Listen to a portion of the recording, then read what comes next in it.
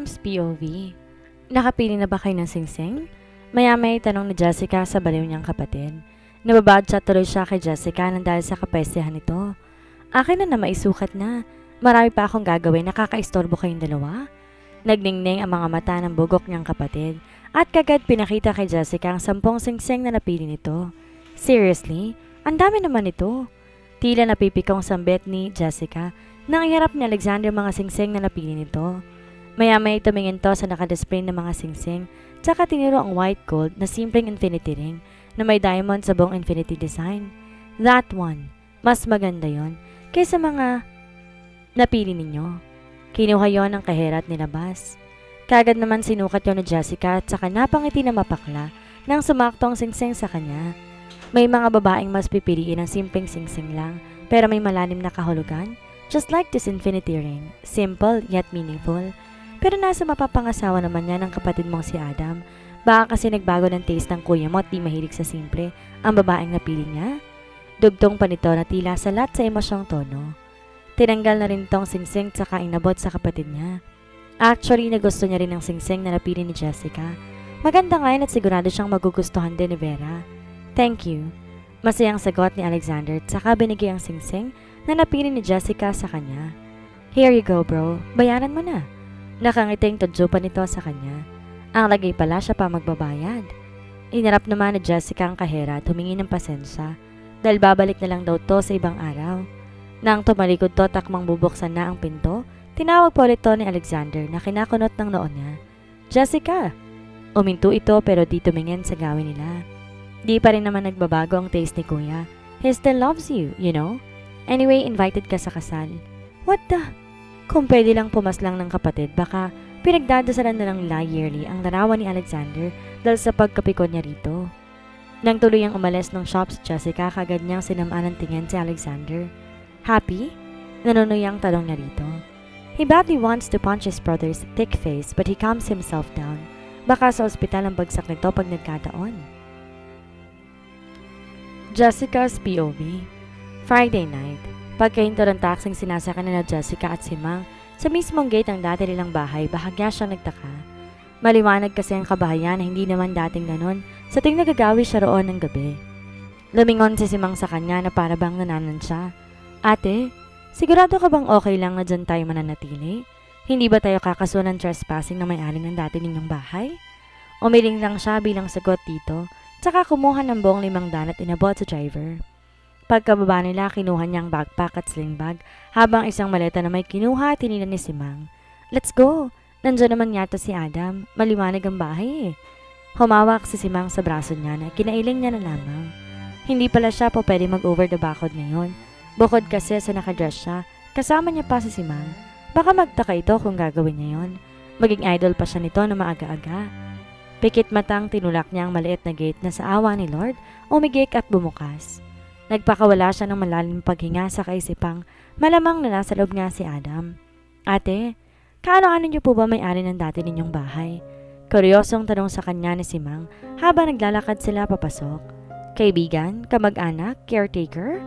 Wala sa nabanggit si Mang. Walang pakialam na sagot niya na lamang. Pagtapat nila sa pinto, hinawakan niya kagad ang seradura. Dahan-dahan niyang pinihit yun at tinulak. Tulad din ng inaasahan niya, hindi nga nakalock. Malamang nga na nasa loob si Adam, pero bakit maliwanag at di nakalak ang pinto? Pabilong niyang tanong sa kanyang sarili. Was Adam expecting her to come? Te, sigurado ka dito ha? Muling tanong sa kanya ni Mang. Inawakan nito sa braso at tinila na papasok.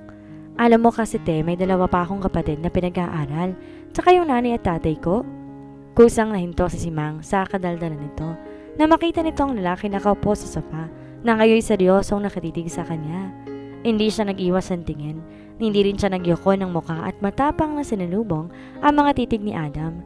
Tila tumatagos hanggang sa likuran niya. Halate, nasa langit na ba ako? Eksahiradong tanong ni Mang sa kanya. Halos lumuwa ang mga mata nito habang nakangapa na nakatitig kay Adam. Napakagwapo naman pala ni San Pedro. Napailing na lamang siya at bahagyang kinarot ang tagiliran ni Mang. Siya ang nahihiya sa mga pinagsasabi nito eh. Nang muli siyang bumaling sa lalaki, kusa nang lumabas sa bibig niya ang pangalan nito. Adam? Seryoso pa rin tong nakatitig sa kanya Tila sinusuri ang kabuuan niya.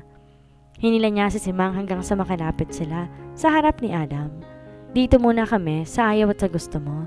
Ayokong bumili ng kondo o kaya umupo ng bahay dahil itong bahay na tong gusto ko. Kung ayaw mo tong ibenta sa akin, magtiis ka sa mukha ko. Dugtong niya pa. Adam smiled, making her heart go crazy. Peste, ito na naman ang pakiramdam na pilit niyang sinasantabi. Pakiramdam niya hindi na dapat maramdaman ulit mula sa lalaki. And who is she? Baliwalang tanong naman ni Adam na hindi man lang pinagkabalang sulyapan si Simang na nasa tabi niya lamang. Pakiramdam niya nasa kanya lahat ng atensyon nito na baka sa isang korap lang ito ay bigla siyang maglaho kaya naman wala na tong pakailam sa iba kundi sa kanya lang. Her name is Simang. Kasama nila mama sa bahay. Pinasama sa akin para daw may single po ako kung balak niyo ring tanungin.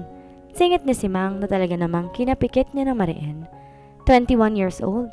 Open na po ako sa seryosong relasyon. Kailangan niyang pakalmay ng sarili niya para hindi niya makurot ang tagiliran nito. Bumaling siya sa 1 hanggang 10 ng 2 ulit, tsaka pa lang siya nagmulat ng mga mata. Well, Adam cleared his throat and looked at Simang, who was smiling from ear to ear. Okay lang ba kung sa dating kwarto ni Tita Judy ka matulog? Hindi pa tapos ang renovation. Naku sir, okay na lang po ako. Kung sa tabi mo nga po'y okay lang sa akin eh. Simang? At hindi na nga siya nakatiis. Pinandilatan niya ang dalaga na nag-peace sign naman kagad sa kanya. Nang bubaling siya kay Adam, nahuli lang niya ang pagpipigil nito na matawa. Pilitin itong pinaseryosong mukha nito, tsaka sinalubong ang titig niya. Okay lang sa amin na dun matulog. Who told you that you're going to sleep with Simang? Putol nito sa sasabihin niya pa. Nagtatakang napatitig siya rito at akmang magtatanong nang bigla nitong hawakan ang braso niya. At tinila na siya. Nang linganin niya si Simang, gulat na gulat itong natatanong lamang sa kanila. Binuksan ni Adam ang pinto ng dati niyang kwarto at dun siya nilala. Tuloy-tuloy din tong tumuloy sa loob na para bang ngayon nang rumihistro sa isip nito ang paghila sa kanya papunta sa kwarto. Dito ka matutulog.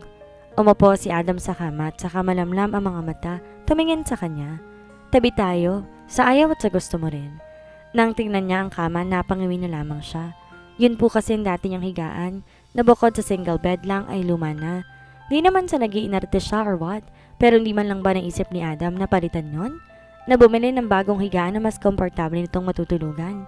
Seriously, tingin mo kasya tayo dyan?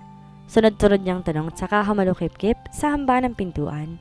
Tsaka bakit naman ako tatabi sa'yo? Diba ikakasal ka na? May 3 ka lang ang anak, diba? Tingin mo anong iisipin na mag-iina mo kung nagsinungaling ako? Natigilan siya at sandaling nagtaka sa sinabi nito. Pero ganoon na lang din ang gulat niya nang tumayo ang lalaki, tsaka lumapit sa kanya. Di niya inaasahan ang sumunod nitong ginawa. Adam kneeled in front of her while staring deeply into her eyes. Please, sa akin ka na lang ulit? Para siyang nabingi at biglang bumilis ang pintig ng kanyang puso. Sa sobrang bilis niyon pakiramdam niya, lalabas na ang puso niya. She can't move. She can't even blink her eyes. She was shocked and don't know how and what to react. Hindi maaaring ganito. Ni hindi sumagi sa isip niya ang gustong mangyari ni Adam. Hindi niya inaasahan yon at hindi na mangyayari ulit yon. Never. A bittersweet smile appeared on her lips and then she shook her head while staring into Adam's blue eyes. No, Adam. Don't do the same mistake you did before. Remember, laging nasa huli ang pagsisisi. Sa kabilang banda, magtapat ka nga sa akin. Inikutan niya si Adam na hanggang ngayon nakaluhod pa rin. Pero di tulad kanina nakatingala at nakatitig sa kanya, ngayon nakaupo na to na para bang may malalim na iniisip. Ikakasal ka na ba talaga? Umiling si Adam saka sumagot. No, si Alexander talagang ikakasal. Anak? Huminto siya sa harap nito at sa kanya hinawakan ang mukha nito at marahas na inangat upang matitigan niya sa mga mata. May anak ka na? At 3 pa talaga? Magsabi ka ng totoo kung ayaw mong putulin ko nang wala sa oras. Adam smiled. She admits that his smile was cute. He looks like a cute puppy. Peste. Hindi ko sinabing hindian mo ko. Ang tanong ko ang sagutin mo. Wala. Putol nito. Pilit sinusupil ang malulokong ngiti nito sa labi. Di niya tuloy maiwasang irapan to, kahit na halatang halata naman na natutuwa tong makita siyang napipikon. Kainis? Sarap niyang ikis? Pesting temptation, oh? Bakit sabi ng babae mo? That's Vera. Agap to at saka naging seryoso. And she's not my babae. She is Alexander's fiancé. Ikaw lang naman ang babae ko. Dugtong pa nito, sabay kindat na akala naman ito'y tatalab sa kanya. Marahas binitawan niya ang mukha nito at saka siya umupo sa kama. Hindi siya natutuwa sa kakaibang kiliti na unti-unti niya na namang nararamdaman dahil sa kabulaklakan ng bibig ni Adam. Hindi man pala salita si Adam nung kabataan nila.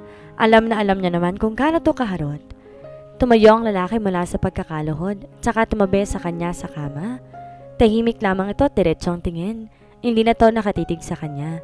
Nasa pinto na nakatutok ang mga mata nito na para bang may binabasa doon. Ibenta mo sa akin tong bahay.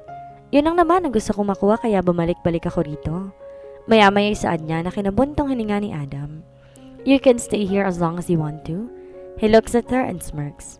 But I'm not going to sell this house and lot to you. Nagpantig-antigan niya sa inis. Pakiramdam nga niya nag-init din ang pisngi at balikat niya dahil sa sinabi nitong hindi niya nagustuhan. At bakit naman hindi? Galit niyang tanong. Ang laki-laki at lawak ng mansyon ng mga Gafford. May unit din to sa Las Casas pero bakit dito sa dati nilang bahay gustong manatili ng bugok na to?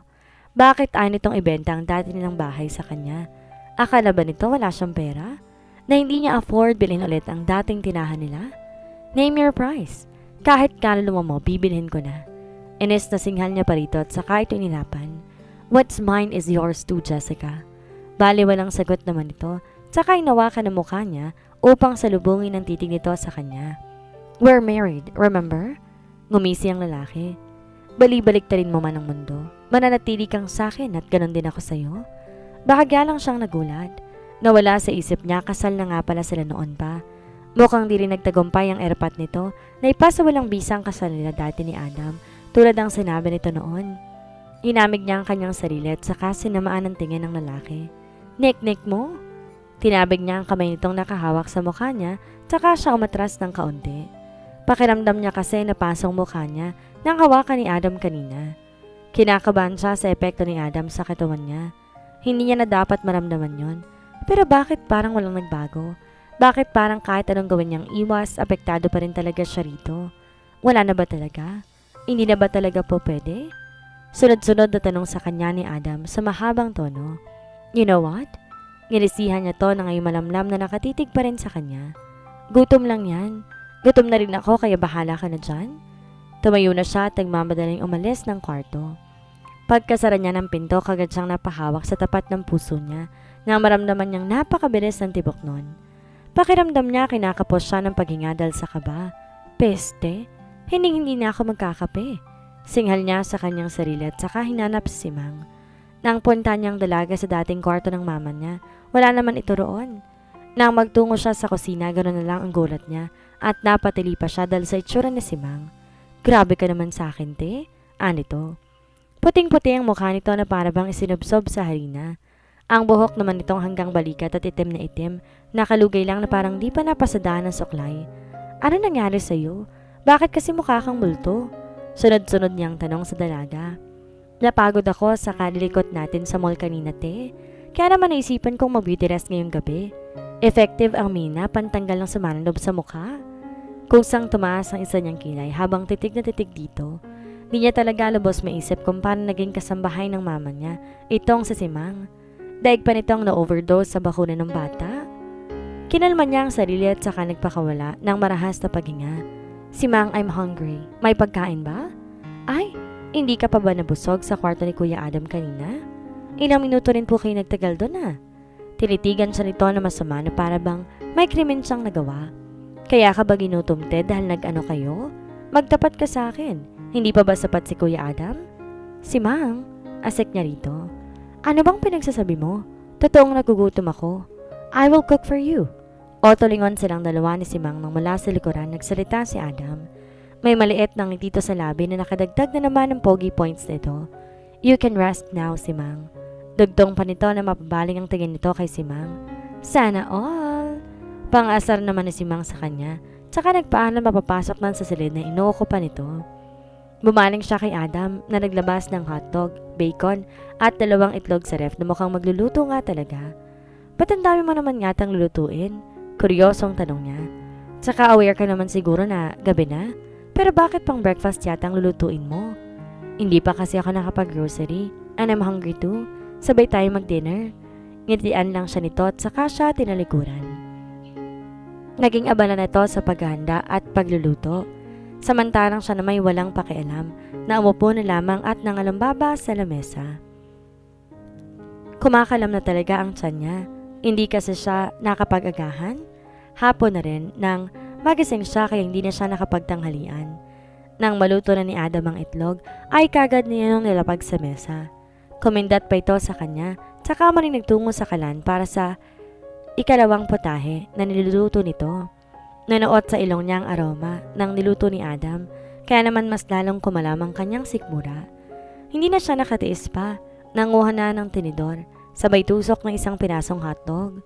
Muli na rin sana siyang uupo sa pwesto niya kanina nang mapansin niyang wala ng plato para sa kanilang dalawa ni Adam. Kukuha sana siya ng plato sa lagayan nang mapansin niya isang plato nilang naroon. Napatingin siya sa lababo pero wala pa namang hugasin. Bukod sa isang malaking platong nasa mesa kung saan nakalagay ang mga niluto nito.